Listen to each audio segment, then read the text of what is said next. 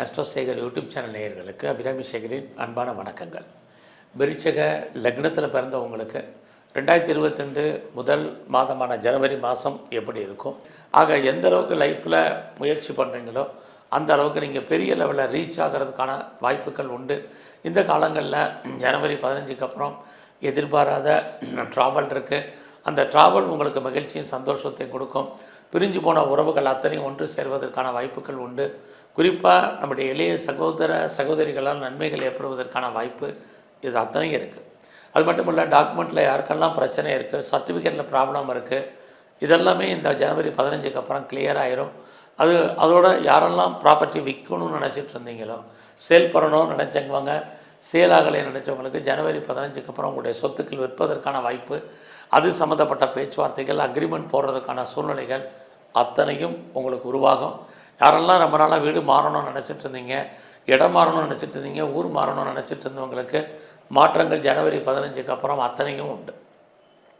ஆக விருச்சிக லக்னத்தில் பிறந்தவங்களுக்கு உங்களுடைய உங்கள் லக்னத்துக்கு 5ஆம் இடத்துல சனி இருக்கிறது. உங்களை அறியாத மகிழ்ச்சி சந்தோஷம் இருக்குது. உங்களுக்கு புதுசாக லவ் அஃபேருக்கான பாசிபிலிட்டிஸ் உண்டு.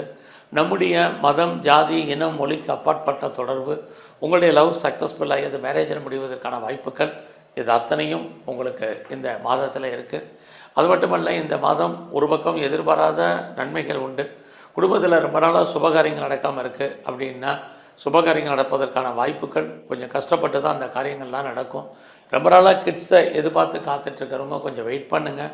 குழந்தைக்காக ட்ரீட்மெண்ட் எடுத்தவங்க ட்ரீட்மெண்ட்டை கண்டினியூ பண்ணுங்கள். ஒரு பக்கம் குழந்தைகளால் நமக்கு தேவையற்ற மன வருத்தங்கள், பிரச்சனைகள், போராட்டங்கள் இந்த மாதம் இருக்குது.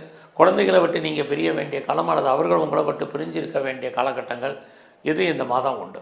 ஸோ இந்த மாதத்தில் யாரெல்லாம் உற்பத்தி சார்ந்த துறையில் இருக்கீங்க, நான் ப்ரொடக்ஷன் சைடில் இருக்கிறேன் அல்லது பெரிய லெவலில் மேனுஃபேக்சரிங் லைனில் இருக்கிறேன் அப்படிங்கிறவங்களுக்கு உங்களுடைய உற்பத்திக்கு தந்த சேல்ஸ் இருக்குது, ப்ராஃபிட் இருக்குது.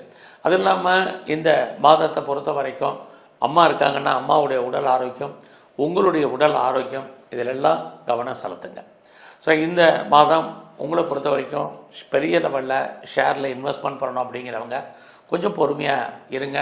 ஷேரில் விட்டதை பிடிக்கணும்னு ஆசைப்படாதீங்க. ஷேராக இருக்கட்டும், ரேஸாக இருக்கட்டும், கேசினோவாக இருக்கட்டும், லாட்ரியாக இருக்கட்டும், மியூச்சுவல் ஃபண்டாக இருக்கட்டும், ட்ரேடிங்காக இருக்கட்டும், எல்லாமே உங்களுக்கு ஃபேவரபுளாக இருக்குது. ஆனால் எல்லாமே கூஜி இன்வெஸ்ட்மெண்ட் வேண்டாம். ஏதோ ஒரு விதத்தில் உங்களுக்கு லாபத்தை கொடுக்குற மாதிரி கிரகம் இருக்குது. அதுலேயும் சனி 5ஆம் இடத்துல இருக்கார். உங்கள் லக்னத்துக்கு 5ஆம் இடம் அப்படின்னாலே டெம்டேஷன் அர்த்தம். நம்முடைய உணர்வுகளை தூண்டுவது, விட்டதை பிடிக்கணுங்கிற எண்ணம் உருவாவதற்கான வாய்ப்பு இருக்குது.